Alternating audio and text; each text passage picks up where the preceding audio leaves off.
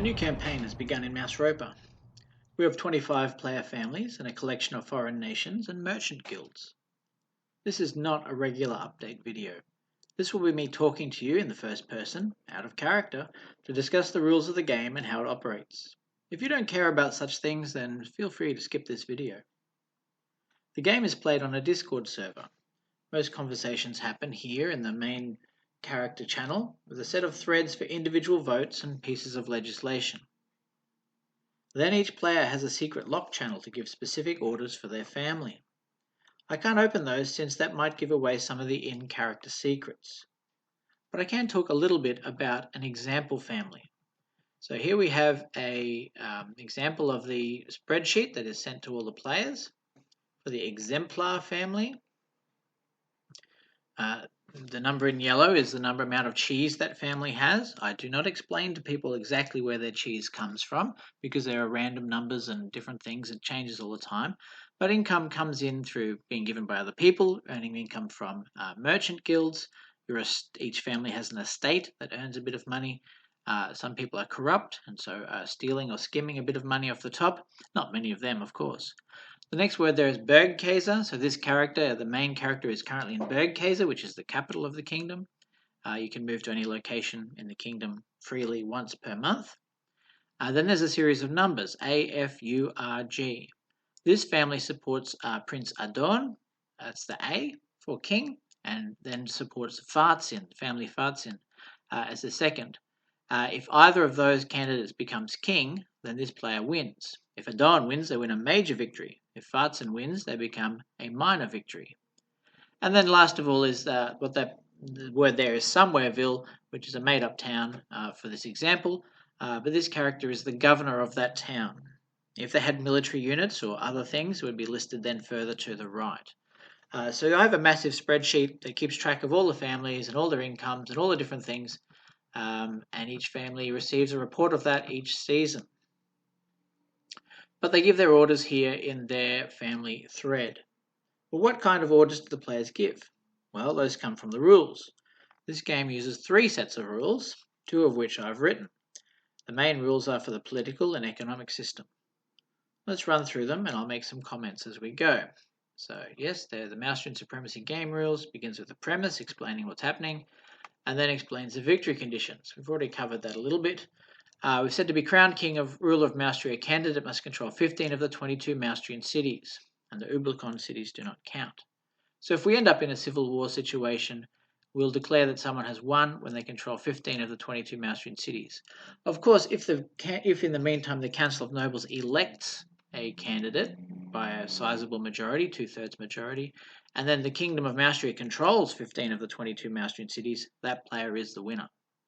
We have 5 candidates for the throne: Stepka, the Prince of Adon, General the Count Gudarian, Maitreya Petrova, the Grand Duchess of Ublico, General Fopelt, the Count Rostopki, and Count Agnes Farzin. If their first preference succeeds, they win a major victory, second a minor victory, any other result is a defeat. There's a series of military rules, which we'll cover in a moment. Then we have family rules, so discussing what the family can do.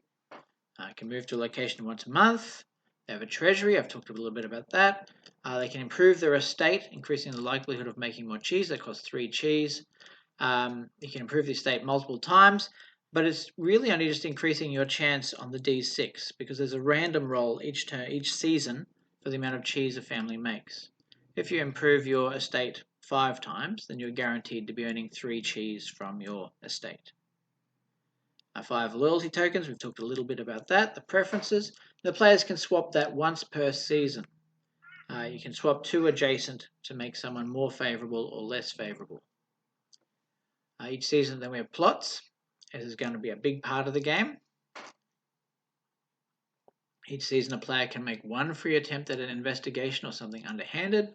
So basically they propose what they want to do to me as the GM. So we want to, I want to find out how much money that guy's got, or just gather their information on what their loyalties are. Well, then I determine how easy or hard that is. We roll a dice, and we come up with the outcome. 5 or 6 is always a success. 1 is always a failure. And for every cheese that's spent you can improve the likelihood of success. We have had a critical failure of a roll of a 0 on a plot, so that's a bit fun. When someone tries to do a tough task and doesn't invest enough cheese to make it happen, it can end up being a negative result. So that's a bit of fun, and one of those per season. We have political actions. The different families vote in the Council of Maustria, and they do that through the different channels. Even if their player is somewhere else in the kingdom, commanding an army or the navy or something, they still have a representative in the capital who can speak on their behalf and vote on different things, and also to discuss backroom politics. The council elects a player to act as the regent, who proposes what they do with the money. So that's the main job of the regent, is to handle the finances of the kingdom and to propose budget policies. And if there's a tied vote, the regent breaks the tie. Any member of the any family, any player can propose a piece of legislation for the consideration of the council. If you propose too many, I might crack down on that, but it hasn't been an issue so far.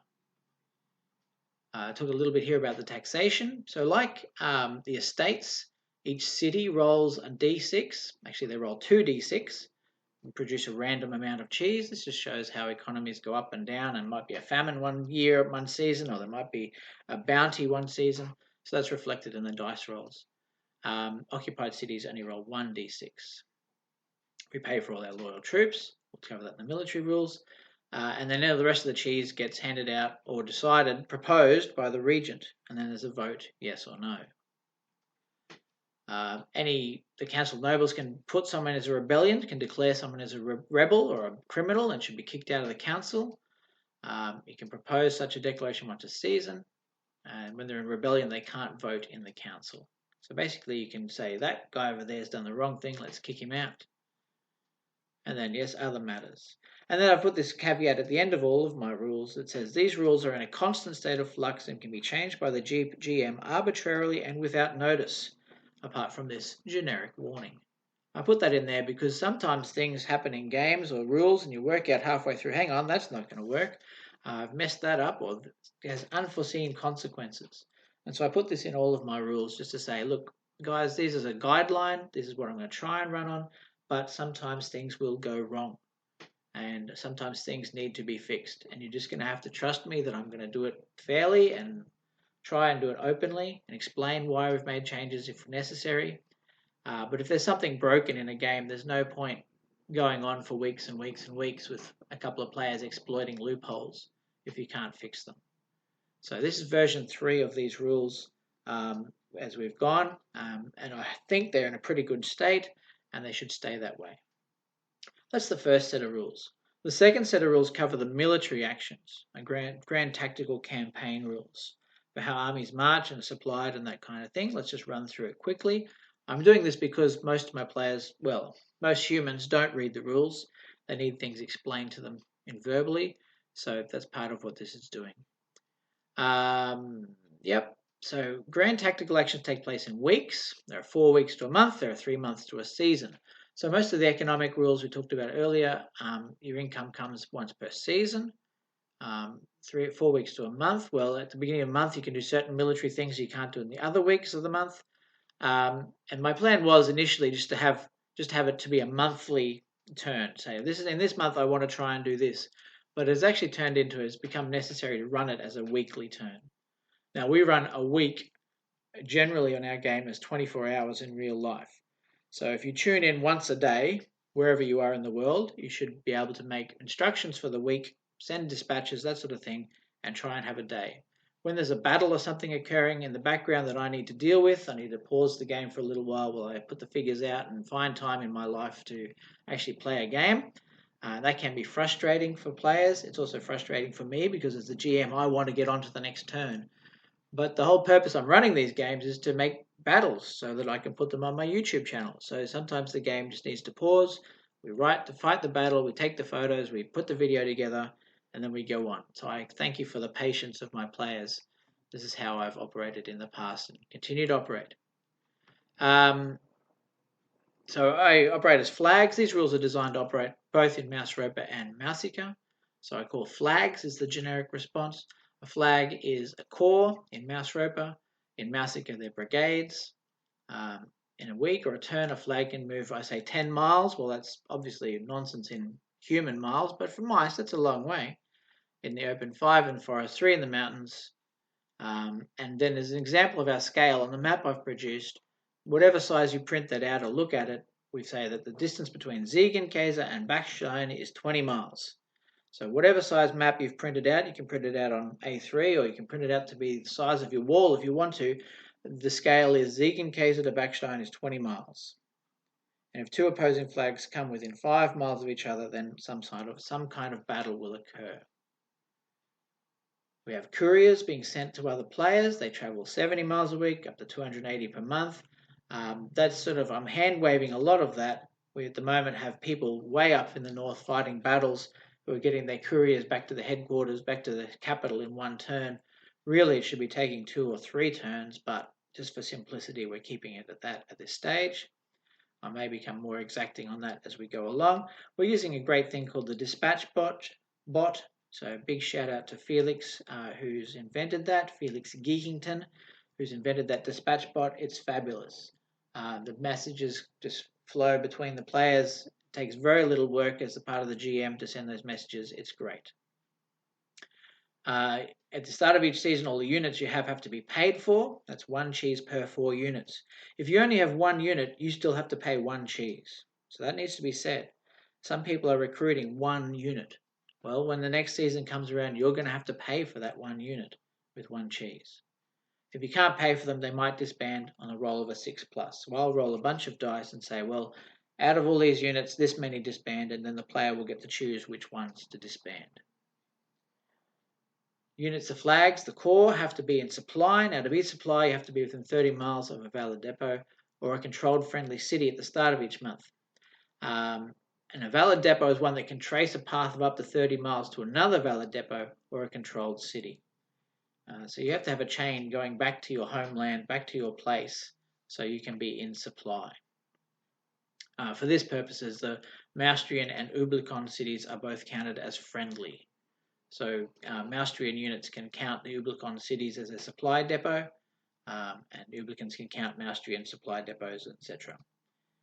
It can't go near enemies, so the enemy can try and get within 5 miles of that line to the path of the depot or an enemy fort. And if you're out of supply, you will face a disadvantage in battle and you might disband on the roll of a 6+. Now, constructing depots is important. At the start of each month, after supply and out-of-status supply has been determined, new depots can be built at a cost of 1 cheese each. A new depot must be with a flag, that is a corps, and within 30 miles of a valid depot or controlled friendly city. I do it at the start of month because you can move 40 miles in a month as a flag, but your supply route is only 30 miles. So it's just to say, look, don't outrun your supplies. And at the start of the month, it needs to be determined then, because if your depot gets destroyed by the enemy being clever, you shouldn't just be able to go, oh, okay, well, I just build a new depot and everything's fine. No, there has to be penalties for the enemy outsmarting you. And so that's why it's at the start of each month. So after we determine if you're in supply or out of supply, then you can build a new depot. Now, the depot you build has to be part of a valid supply chain. So you can't build 3 depots that are all linked to each other and say, well, that's it. No, the depot you place has to be part of a valid supply chain. So really, you can't launch a huge blitzkrieg across the continent. It's going to take a while to get places. So there's some limitations built in here to make the rules, to make the game interesting. If you can do whatever you want, well, then it's not an interesting game. You have to be able to have challenges within the rules. Anyway, we have a list of the units that people can buy and how much they cost. So militia are cheap and form quickly. Artillery are expensive and take a while to form, and everything is somewhere in between. New ships, I've changed the rules for that. And once it's created, it can be attached to any controlled flag that's in supply at the start of a month. So if your corps is in supply at the start of the month and you've got a bunch of units ready to join it, well, those units just automatically appear in your corps. This was an issue with previous Maustrian games, and I had all sorts of rules and limitations around it, and it became painful to manage, so I've just gone back to being as simple as possible. This just defines what a controlled city and a friendly city is. So a city under your control will contribute cheese to your treasury at the start of every season. A city does not count as control if it's under siege. So if someone's laying siege to a city, it won't contribute cheese. A friendly city is one that belongs to your nation, or in this case, the allies of Ublico. But for instance, if you occupy a city in Dunbarra or Trentus or even Stilwyn and declare it to be your friendly city, well, no, the people there don't like you very much. An occupied foreign city is never friendly. If the unlikely happened that a war broke out between Maustria and Ublico, well, then they'd stop being friendly. Then the next one says commanding characters. Flags have to be commanded by characters. Flags without a character present may not move or take any action. This is basically to say that one player can control one bunch of units in one location on the map. They can't send orders to a bunch of NPC commanders and expect them to march the core for them. I want the game to involve humans interacting with each other, rather than just one player saying, right, this army moves here, this army moves here, this army moves here. There actually has to be a player responding and giving the orders to make these things happen. Okay. Fort sieges and assaults. There's a bunch of rules in there about how to build forts and where to build them and things like that. You can lay siege to forts, you can assault a fort, and then there's a rule in there saying that a bunch of forts in one location can only be attacked or sieged once per turn. That's just basically to say a big army can't just roll into a place with 4 forts and knock them all out in 1 week. It's going to take a while to fight through those defenses, is the plan of that. And in a similar way, you can't rock up to a place with 4 forts with 4 little core and attack them all at once. No, I've made rules about that because it gets ridiculous. Yeah, I think that's all. And there's a rule in there about what to do if you're under siege and to determine if you're being in supply and things like that. So I encourage if you're in those situations to read those rules carefully. There's a little bit here about how fleets move and how they transport things. It's basically the same as the ground stuff, except that they can move up to 100 sea miles per week or turn. They can transport flags, that is, they can carry ground troops across the ocean. They have to start the turn in the same port. They have to land in a port. If the port has forts and stuff in it, well, they're going to need to do some sort of assault and things to get out of that situation at the end. Yep, all that sort of stuff. We have the rule about weather. So each turn, I roll a die, and determine what the weather is, both in North and South Mouse-Ropa, and the cities of Garland and Adona, the different things there. There's disorder. So if you try and take an action, if you move, you siege, you assault, you fight a battle, and there's raining or it's hot or very hot or snowing, you will take disorder. And once you've got 2 of those disorders and you try and take an action, well, then there's a chance that units will disband and fall apart as your army gets worn out by marching in the rain or marching in the snow or whatever. And to clear off all that disorder, you just need to spend a turn a week not doing anything. So that just adds a little bit more complication to the game. There's some rules there about, I'm taking distances, I'm doing my best, but precision's not a high priority. We're in a world of fudge. So some people might move a bit further, some people might move a bit less, but generally I try and keep track of where people are, and I will not enter into arguments about millimeters on a map. Again, the rules are in flux, can be changed at the GM's discretion, and often at the worst possible time. And then just at the very end, I have a series of monthly military steps. So in each month, that is every series of 4 turns, at the beginning of the month, we do these 8 steps. We determine supply and out of supply status. Are my units close to a depot or not? Then we form any new flags. Now, if you're deploying troops, if you're raising militia and want to put them in your city, you form a new flag that costs a cheese. Then you place any reinforcements. You play for the new reinforcements arriving. You buy new units, then is the 3rd step of that month. Really should only be doing that once a month. I've let that slide for a couple of players because it gets complicated. Then you build any depots. Then you build any forts. And then we have a series of steps. We either siege or assault an enemy fort where we currently are, or we can move up to 10 miles and we send any couriers. And then for weeks 2, 3, and 4, we repeat steps 6 to 8. Siege or assault, move, send couriers. Which is part of why we've had the game running as it is on a weekly turn schedule, happening every real life day, as it tends to be a week, is so that people have time for those dispatches to arrive and come back.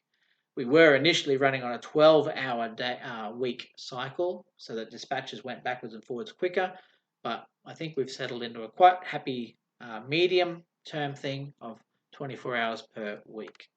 Those are the rules. The third set of rules is basically the battle top, and the players don't need to know about it. It's a tabletop battle rules called 2x2 Napoleonics. You can Google that. It's by a guy named Rod Humble, who is fabulous, and I really have enjoyed his rules for many, many years. I've modified them, of course, to suit my own needs. The players don't really need to know or understand these since I do the battles solo in my shed, but players can give some general instructions for how these things work, but I don't consult them for every action. So, for instance, if there's a general who's come across as brave and aggressive, and he has the chance to do something daring and dangerous, I will roll a die to decide if he launches his cavalry as an attack or whether he holds back. And more aggressive commanders get a modifier to that die, and less aggressive less. I try to do what the players have told me to do, but sometimes they tell me to do stupid things, and so I ignore them. Because yes. Anyway, but if you want to read those rules, I can provide those as well. I've changed the name to 2x2 Kriegspiel because I'm using them at the moment to run a Kriegspiel, which is a double-blind game where two teams move units on a map, and I'm the guy in between. So I'm doing that over Tabletop Simulator on my other Discord channel. Yes, I run and play other games as well. Okay, thanks for watching. If you have questions, then please ask them. If you'd like to play in a future game, then let me know. Remember to like and subscribe and share and play and donate to my non-existent Patreon and all those kinds of YouTubey things. And remember to say cheese.